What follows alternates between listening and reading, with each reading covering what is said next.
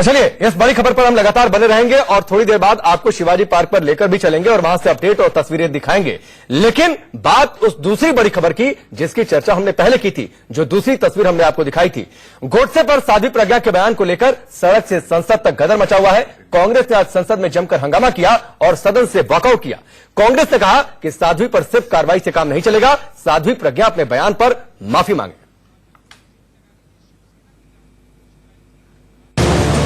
इंदिरा गांधी को हड़पना चाहते, जवाहरलाल नेहरू को हड़पना चाहते। किसी को भी नहीं बोलने दूंगा। साध्वी प्रज्ञा को गोडसे में देशभक्त दिखता है। बीजेपी सांसद साध्वी प्रज्ञा संसद में गोडसे की हिमायत करती हैं। नाथूराम गोडसे देशभक्त थे, हैं और रहेंगे। ऐसा बोलने उनको आतंकवादी कहने वाले लोग स्वयं के गिरेबान में झांक के देखें। अब की चुनाव में ऐसे लोगों को जवाब दे दिया जाएगा। गांधी के हत्यारे की पैरवी करने वाली साध्वी को किसकी शह?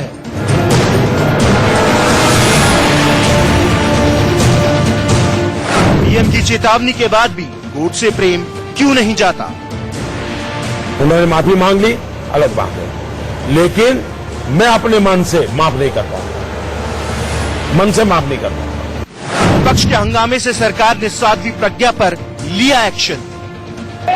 कहलाता है सदन का चुप है, कोई बयान देना चाहिए। सरकार को खुला उनकी विचारधारा उस समय भी। भोपाल से बीजेपी सांसद साध्वी प्रज्ञा ठाकुर ने नाथूराम गोडसे पर फिर से ऐसा बयान दिया है कि सड़क से लेकर संसद तक संग्राम मच चुका है। कोई बयान देना चाहिए, सरकार को खुला चाहिए। वो गोडसे पंथी है। लोकसभा की कार्यवाही शुरू होते ही विपक्ष ने संसद में हंगामा किया। उस समय भी प्रासंगिक इंदिरा गांधी को हड़पना चाहते, जवाहरलाल नेहरू को हड़पना चाहते, अभी महात्मा गांधी को हड़पने की कोशिश कर रहे हैं। सारे दुनिया इनका निंदा करते, सारे हिंदुस्तान इनका निंदा करते। संसद से ही सवाल दाग दिया कि बीजेपी बताए कि गांधीवादी या गोडसेवादी, उसकी पसंद क्या है? सर, ये सदन के अंदर हमारे महात्मा गांधी जी जो राष्ट्रपिता की जो हत्याकारी है, वो हत्याकारी को देशभक्त कहलाता है। ये सदन का चुप रहेगा, ये सरकार का चुप रहेगा, ये सरकार को खुलकर कहना चाहिए ये नाथूराम गोडसे पंथी है, ये गांधीपंथी है।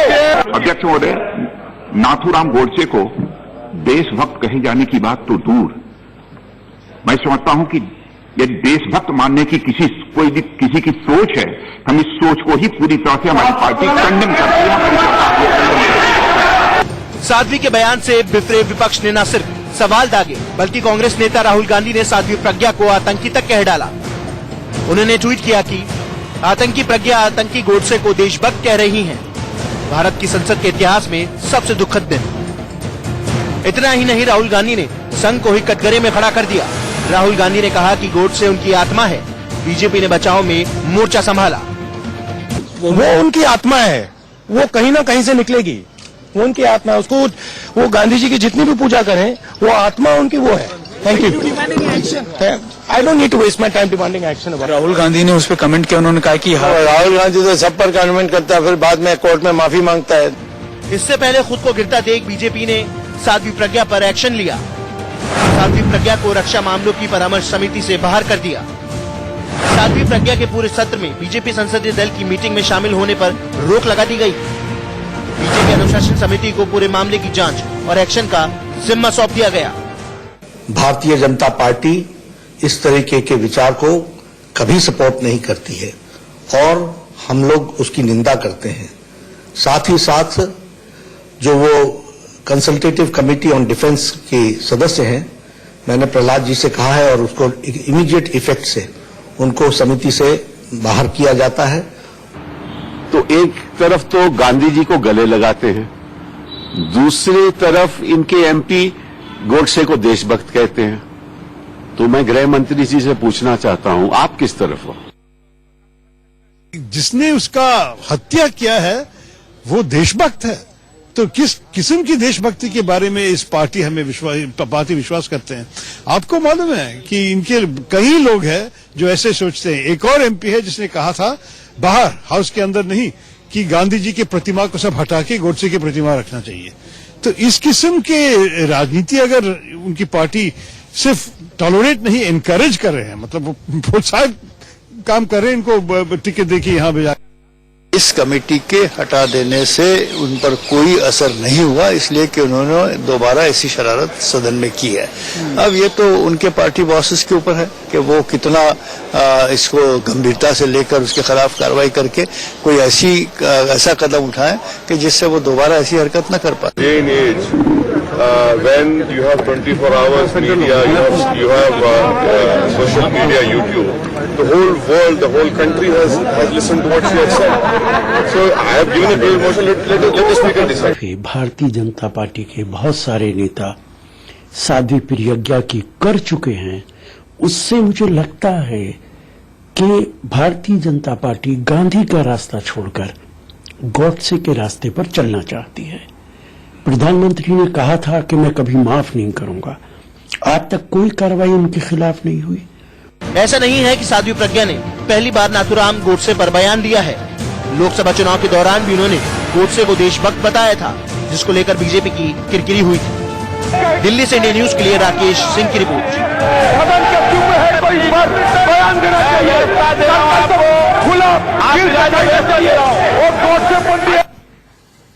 साध्वी प्रज्ञा के बयान को लेकर जो हंगामा मचाव और जो संग्राम चल रहा है वो आपने देखा, लेकिन डीएमके नेता ए राजा, जो कि मनमोहन सरकार में मंत्री भी रह चुके हैं, उन्होंने भी बयान दिया है। उस पर भी ध्यान देने की जरूरत है। पहले बयान सुनिए, फिर आगे बढ़ते हैं। I want to recall two historical incidents in this house. One is negative, another is positive. What is positive? In 1999, Jallianwala Bagh massacre took place. In 1940, a small boy who witnessed in 1919 the massacre, he was a small boy who witnessed and he got patriotism. In 1940, after 21 years, he went to London and fired Michael Tyre, who was responsible for the massacre. That is the modus operandi of the Udham Singh. That is the mens rea of the Udham Singh. So, the threat of the Tyre, whether it is right or wrong, what is your negative side? Negative side, take the assassination of Mrs. Gandhi, Mahatma Gandhi. Mahatma Gandhi murder case, when the appeal was filed before the appellate court, he made a statement. Godse made a statement. I will be permitted to read the few sentences. I quote, affidavit filed before the court.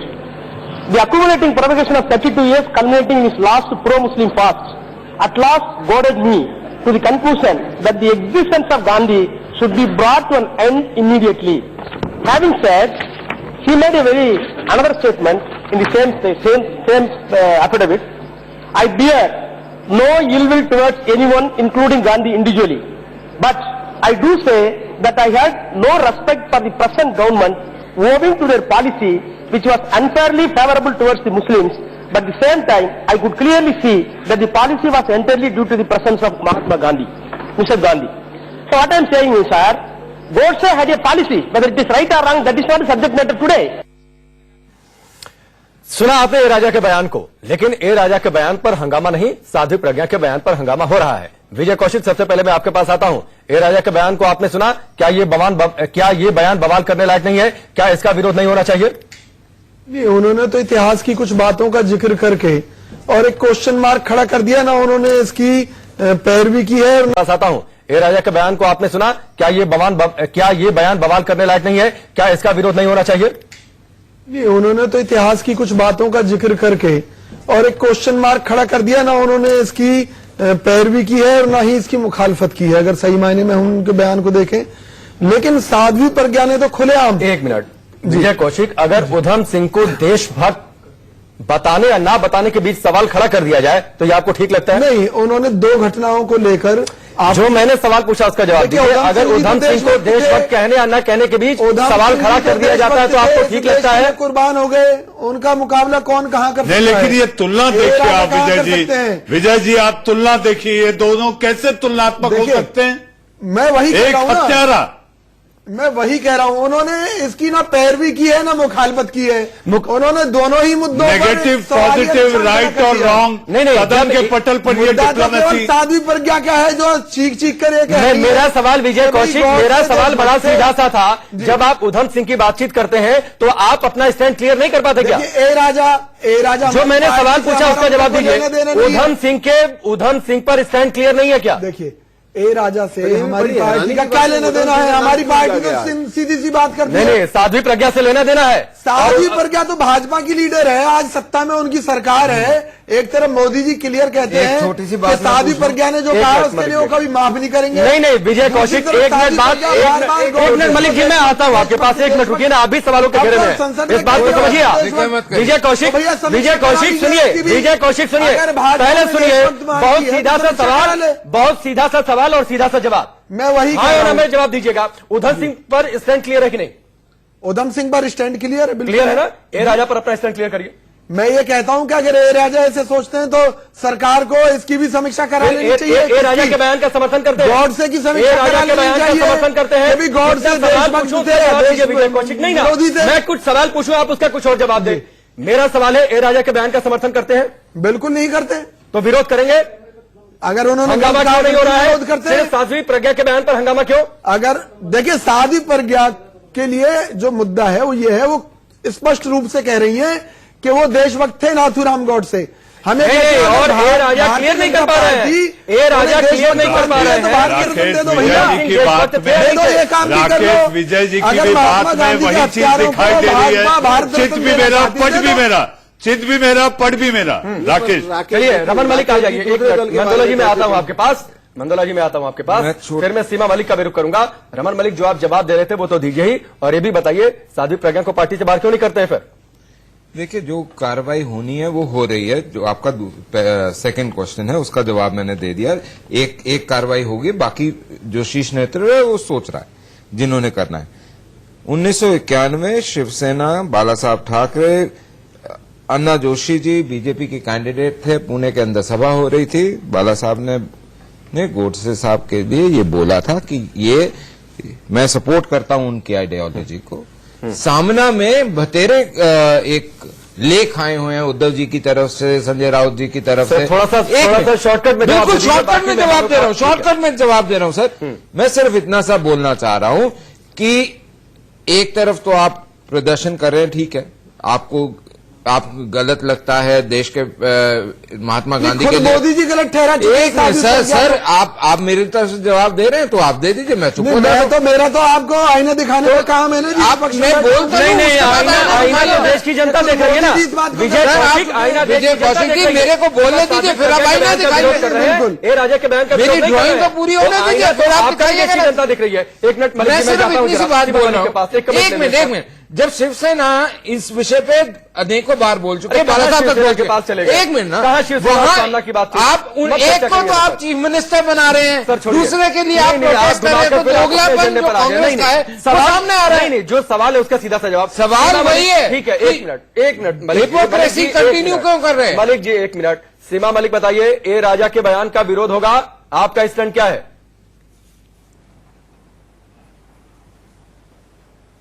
देखिए, मैं ये सोचती हूँ कि आज जो हमारे लिए कि बहुत बड़ा दिन है, और हमें इन चीजों से ऊपर उठ के शायद देश की जनता के हित के बारे में सोचना चाहिए, बजाय कि हम इन बातों में उलझे रहें। और साध्वी प्रज्ञा जैसे बयान दे रही है वो हमेशा ही निंदनीय है। मतलब के बयान पर हंगामा होने लगता है, हमेशा निंदा करते हैं और पता नहीं क्यों बवाल करना आप लोगों को बनता है। विपक्ष साध्वी प्रज्ञा के राजा के बयान पर भी बवाल करिए ना फिर। जी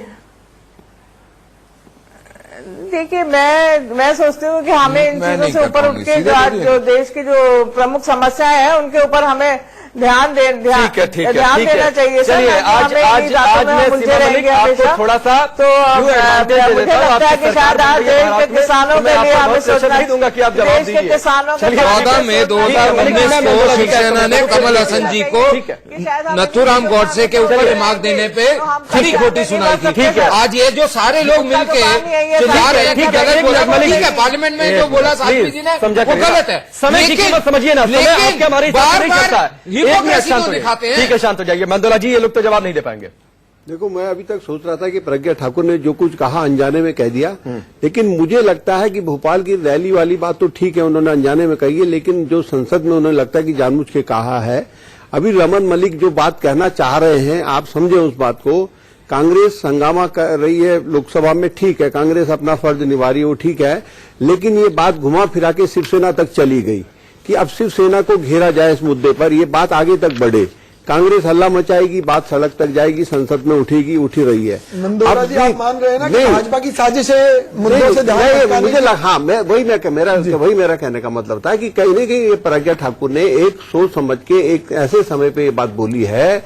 मुझे लगता है बीजेपी चाहती है इस मामले को उलझाया जाए, क्योंकि इसमें कहीं ना कहीं शिवसेना और ठाकरे परिवार तक बात जाएगी। उन लोगों ने भी इस बात को, इसमें कोई दो राय नहीं कि उन्होंने भी इस बात को जब बात कही है, कई बार कहा है, समर्थन किया है, तो प्रज्ञा ठाकुर पे जब टारगेट होगा। ठीक है, मंदोला जी, ब्रेक लेना है और जरा महाराष्ट्र की तस्वीर दिखा दे, शिवाजी पार्क की तस्वीर दिखा दे ब्रेक से पहले, जहां पर मंच पूरी तरीके से तैयार हो चुका है, सज चुका है उद्धव ठाकरे के शपथ ग्रहण के लिए। और ये देखिए शिवाजी की भव्य प्रतिमा, ये मंच सज चुका है और शनिवार बाड़ा जैसा दुर्ग है जिसे पेशवा बाजीराव ने बनवाया था, उसी अंदाज में मंच को किले जैसा सजाया गया है। फिलहाल आप ये भीड़ देख पा रहे हैं और भीड़ के बीच तीनों पार्टियों के झंडे भी हैं। हालांकि ये अलग बात है कि शिवसेना और कांग्रेस के झंडे ज्यादा नजर आ रहे हैं। इन्हीं तस्वीरों के साथ वक्त यहां पर ब्रेक का, बहुत जल्द वापस लौटते हैं।